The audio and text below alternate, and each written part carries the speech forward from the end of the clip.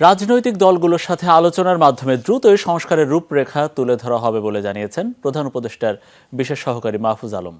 রাজনৈতিক দলগুলোর সাথে সরকারের রূপরেখা, নির্বাচন, ক্ষমতা হস্তান্তর প্রক্রিয়া এবং সংবিধান সংস্কার হবে কিনা সে বিষয়ে রাজনৈতিক দলগুলোর সাথে আলোচনা হয়েছে বলেও জানানো হয়েছে প্রধান উপদেষ্টার পক্ষ থেকে। এর আগে বিভিন্ন রাজনৈতিক দল প্রধান উপদেষ্টার কাছে বিভিন্ন সংস্কারের দাবি তুলে ধরেন। তবে কোনো দলের পক্ষ থেকে আগাম নির্বাচনের জন্য নির্দিষ্ট কোনো সময়সীমা বেঁধে দেওয়া হয়নি। শিয়া বাটার ও ভিটামিন ই সমৃদ্ধ lily glam beauty soap. Lily, always beautiful. রাষ্ট্র সংস্কারের যে লক্ষ্য নিয়ে কাজ করছে অন্তর্বর্তীকালীন সরকার, তার স্বরূপ কেমন হবে তা নিয়েই রাজনৈতিক দলগুলোর সাথে বৈঠক শুরু করেছেন প্রধান উপদেষ্টা ডক্টর মোহাম্মদ ইউনূস। প্রথমে বৈঠক হয় বিভিন্ন ইসলামী দলের সাথে। আগামী নির্বাচনের আগেই সরকার ও বিচার ব্যবস্থা এবং নির্বাচন কমিশন সহ রাষ্ট্রীয় প্রতিষ্ঠানগুলোর আমূল সংস্কারে নিজেদের প্রস্তাবনা তুলে ধরেন তারা। সামাজিক সংস্কারের অংশ হিসেবে আসছে দুর্গাপূজায় যেন কোনো ধরনের বিশৃঙ্খল পরিস্থিতির তৈরি না হয় সে বিষয়ে সতর্ক থাকতে ইসলামী দলগুলোর প্রতি আহ্বান জানান প্রধান উপদেষ্টা। অযথা কাল বিলম্ব না করে নির্বাচনের ব্যবস্থা যেন নির্বাচনের আয়োজন করেন সেই বিষয়টি আমরা বলেছি এবং মাননীয় প্রধান উপদেষ্টাও এই কথার সঙ্গে একমত পোষণ করেছেন যে প্রয়োজনীয় সংস্কারের পর কাল বিলম্ব না করে তারাও নির্বাচনের দিকে চলে যেতেই আগ্রহী। বিশেষ করে যে দুর্গাপূজা সহ আসছে, আমাদের সেখানে সহযোগিতা কোনো ধরনের নৈরাজ্য সৃষ্টি না হয় এ ব্যাপারে তারা আলোচনা করেছেন। বিকেলে ডক্টর মোহাম্মদ ইউনূসের সাথে বৈঠক করেন এলডিপি, গণফোরাম এবং জাতীয় পার্টির নেতৃবৃন্দ। সংবিধানের পঞ্চদশ সংশোধনী বাতিল, একই ব্যক্তি 2 মেয়াদের বেশি প্রধানমন্ত্রী না থাকা সহ বিভিন্ন সংস্কারের বিষয় তুলে ধরা হয় প্রধান উপদেষ্টার কাছে।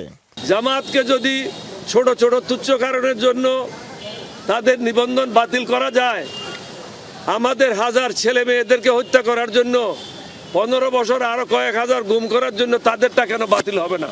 আজকে আমরা মাননীয় প্রধান উপদেষ্টার কাছে বলেছি যে আপনি অবশ্যই এই সংবিধানে তত্ত্বাবধায়ক সরকার ব্যবস্থা পুনঃপ্রতিষ্ঠার উদ্যোগ নেবেন, কারণ আপনি কোনো দলের সমর্থনে ক্ষমতায় আসেন নাই। পার্লামেন্ট এবং প্রেসিডেন্টের মধ্যে এবং প্রধানমন্ত্রীর মধ্যে ক্ষমতাটা ভারসাম্য আনা, একই ব্যক্তি যাতে সংসদ নেতা এবং প্রধানমন্ত্রী না হন এবং একই ব্যক্তি যাতে 2 বারের বেশি প্রধানমন্ত্রী না হতে পারেন এবং এখন এই মুহূর্তে মানুষের প্রত্যাশাটা বেশি, যাতে দ্রব্য মূল্যটা গুরুত্ব দেওয়া হয়, যাতে এটা ক্রয় ক্ষমতার মধ্যে থাকে।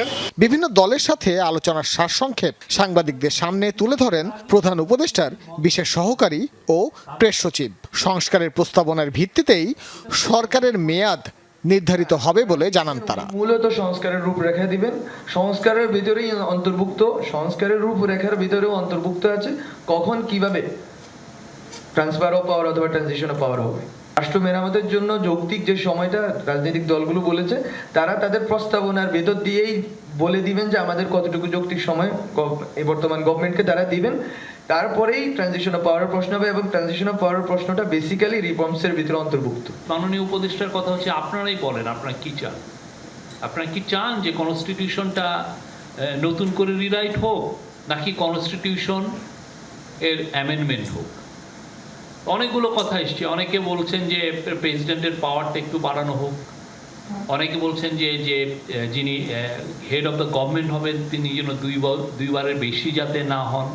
সংবিধান সংস্কার নাকি নতুন করে লেখা হবে সেই বিষয়েও রাজনৈতিক দলগুলোর সাথে প্রধান উপদেষ্টা আলোচনা করেছেন বলে জানানো হয় সংবাদ সম্মেলনে।